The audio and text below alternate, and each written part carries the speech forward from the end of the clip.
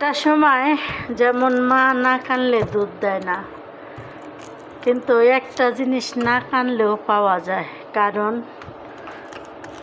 কিছু চাইলে পাওয়া যায় না, একটা জিনিস না চাইলেও পাওয়া যায়। কারণ হচ্ছে তুমি যতই বলো যে দুঃখ চাও না, দুঃখটা তুমি না চাইতেই পাইবা।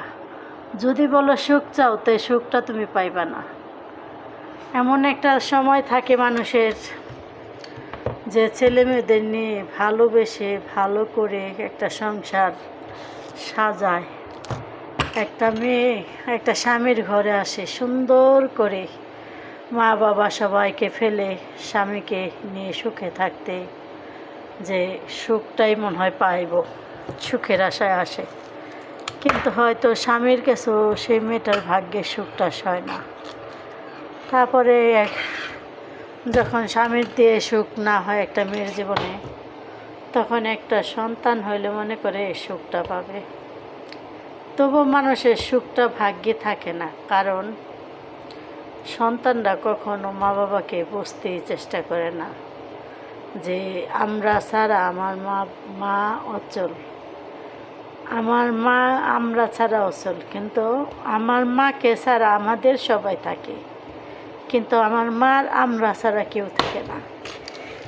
এই কথাটা কোনো সন্তান কয়ে পারবো না যে আমার মাকে আমরা ভালোভাবে বুঝছি বা জানছি, বা আমার মাকে কখনো বুঝতে দেইনি যে আমরা তাদের সন্তান। আশা করা যায় সব কিছু, কিন্তু পাওয়া যায় কি হয়তো ভাগ্যর হার মানিয়ে ফেলে। বিধাতার কলমে যখন জন্মগ্রহণ করেছিলাম, সেদিন ভাগ্যে বিধাতার কলমে কালি ছিল না। যদি কালি থাকতো তাহলে আজকে এত দুঃখ কেন হবে? স্বামীর সংসারে আসলাম সুন্দর করে, বাবা মাকে ছেড়ে, যে হয়তো বাবার ঘরে কষ্ট করছি, স্বামীর ঘরও হয়তো সুখ আসবে। স্বামীর ঘরেও সুখ আসলো না। ভাবলাম একটা সন্তান হইল, সেই সন্তানের মুখের দিয়ে তাকিয়ে মনে হয় সন্তান মনে হয় সুখটা বুঝবে বা সুখটা করতে পারবো, তাও ভাগ্যিস হইল না।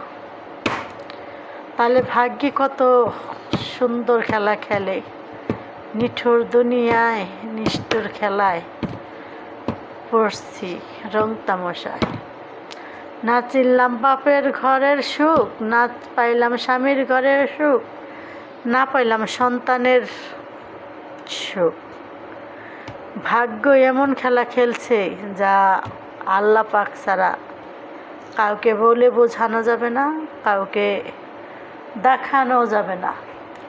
তবে আল্লাহর কাছে অশেষ দয়াময়, তোমাদের দোয়ায় ভাগ্যে যা ছিল তাই হয়েছে। আর কিছু চাওয়ার নেই, আর কিছু পাওয়ার নেই। যতটা পাওয়ার পেয়েছি, যতটা হারাবার হারিয়েছি। তবে একটা জিনিস কি, জীবনে টাকা পয়সা হারালে পাওয়া যায়, সব কিছু হারালে পাওয়া যায়, কিন্তু একটা মানুষের জীবনের সুখটা হারালে আর পাওয়া যায় না।